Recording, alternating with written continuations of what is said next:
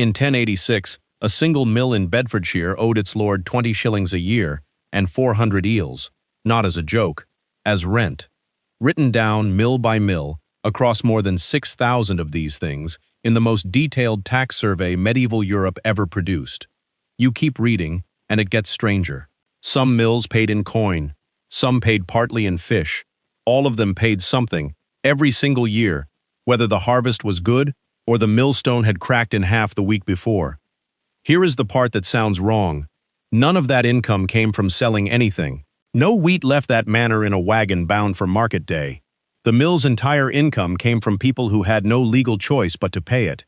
What you're actually buying is the right to be the only person for miles who is legally allowed to grind grain. The mill itself is just the delivery mechanism. By the end of this video, you will understand why a medieval lord would spend real silver building a mill nobody was allowed to refuse, what that monopoly was actually worth in grain and coin, and how one specific mill, built by one family and worth good money for over 200 years, ended up torn down by that same family's own hand. Here is the yardstick this video prices everything against: a skilled carpenter's day. Parliament tried to cap it at 3 pence a day in 1351, after the Black Death had wiped out something like a third of the workforce and wages spiked overnight. The cap didn't hold. Carpenters were pulling closer to 4 pence within a decade, but 3 pence is the number the state itself wrote into law, so that is the anchor. Every figure from here forward is measured against a carpenter's day, not against modern money, because a modern dollar conversion of a medieval price is a guess wearing a suit. No complete build budget survives for an ordinary manorial watermill, so you will not get a clean number here.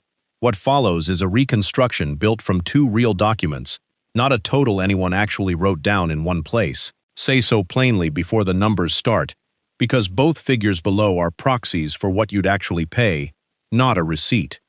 Document 1 is a lease signed in 1417 for a tidal mill at Elling, on the Hampshire coast. Robert Thurburn, warden of Winchester College, wanted a working mill on college land. Thomas Midlington, a Southampton burgess, agreed to build it at his own cost. Thurburn still put in 20 marks, £13 6s 8d, paid out over 4 years, before the mill ground a single bushel. That is roughly 1,067 carpenter days of money, the better part of 4 working years for one skilled man, spent before a customer ever showed up. If you were Midlington, that got you a 50-year lease and a rent of 13s 4d, a year after the first year, under 1 carpenter day a week. Document 2 is a repair, not a build, and it's the bill you should actually expect. At Betchworth in Surrey, the manorial account for 1299 lists a new millstone at 60s, a new spindle at 3s 1d, weir planks at 2s, and freight at 16d plus loading fees. The stone came from France, landed in London, then rode an ox wagon the rest of the way. 67's 8d total, close to a year of one carpenter's wages, just to put an existing mill back to work. Neither document tells you what it cost to dig the mill pond, cut the timber, and carve the gears from nothing. Nobody wrote that number down in one place, in one document, ever. You are pricing this purchase off a lease and a repair invoice, useful evidence, not a sale receipt. Every tenant on an English manor was bound by custom to bring all the grain grown, used, and eaten in their household to the lord's mill. No rival mill, no grinding it at home. Historians call this obligation suit of mill. In plain terms, the lord had sold you his product before you had planted a single stalk of wheat. The toll for grinding was called multure, and it was paid in grain, not coin. The exact cut varied manor to manor, something like 1/13 of the grain for unfree tenants at some manors, closer to 1/24 for free tenants at others, a flat 1/16 somewhere else.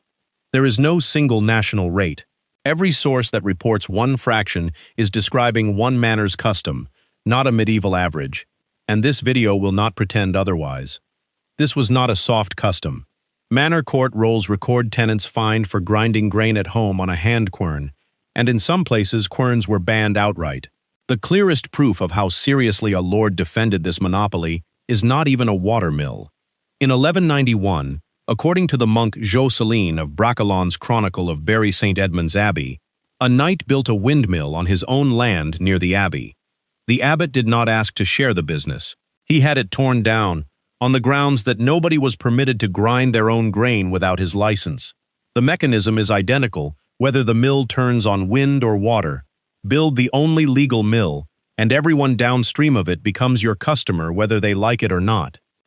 Domesday Book counted more than 6,000 mills across England in 1086 and put a cash value on most of them, typically somewhere near 10 shillings a year, with real entries ranging from about 8 shillings past 26. One Bedfordshire lord, Hugh de Beauchamp, collected £4 and 400 eels a year from 4 mills combined. That is the number from the cold open. It was not a joke, it was one lord's itemized mill income, recorded the same way any other rent would be. By 1300, that income had grown a great deal.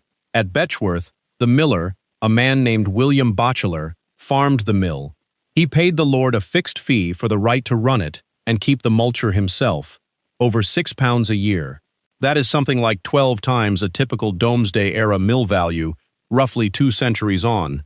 Wheat yields had not grown 12-fold in that span. Population had, and trade had, and multure is a percentage of what moves through the mill, so as more grain passed through the same legally protected building, the lord's cut grew with it. You were taking a cut of a captive market's food supply, not selling flour on an open one, and that market had gotten a great deal bigger. Nobody mentions this part when medieval mills get sold as steady income. The biggest threat to your mill was not a rival operator, and it was not the weather. It was your own household. Stratford, in Buckinghamshire, had a mill on the manor as far back as Domesday, valued at 8 shillings a year, a small, unremarkable mill. It is still recorded as working in the late 1270s. Then, around 1349, the year the Black Death tore through England, the Victoria County History of Buckinghamshire records that the mill was destroyed. Not by fire, not by flood, by Isabel de Stratford, widow of the manor's own holder, John de Stratford. The surviving record does not say why, it only says that she did it.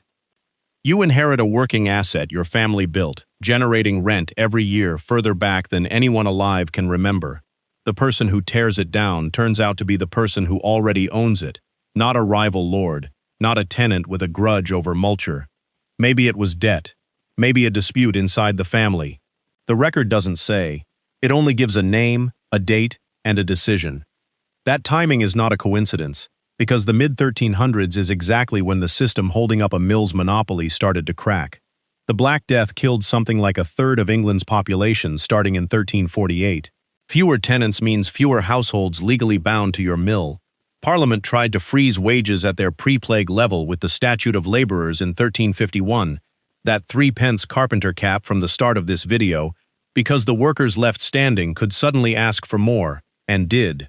Within a decade, carpenters were pulling closer to 4-pence despite the law. Need a new millstone or a repaired weir after 1349? You were not paying the wage written into the statute book. You were paying whatever a scarce carpenter actually demanded, and there were far fewer carpenters to hire. Your monopoly was never really about the machine.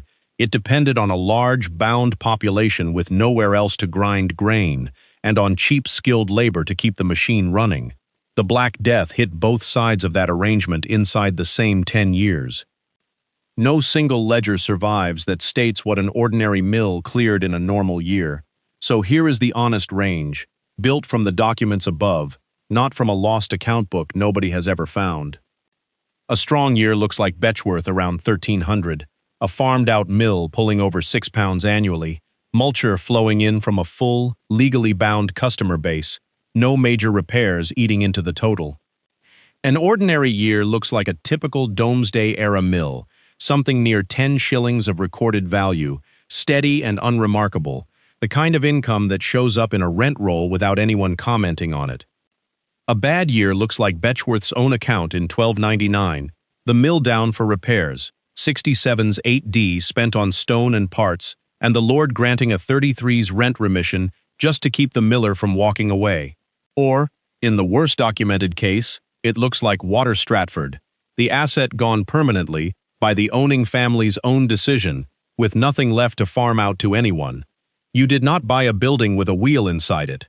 You bought a legal claim on your neighbor's bread, backed by a manor court that would fine them for grinding it themselves.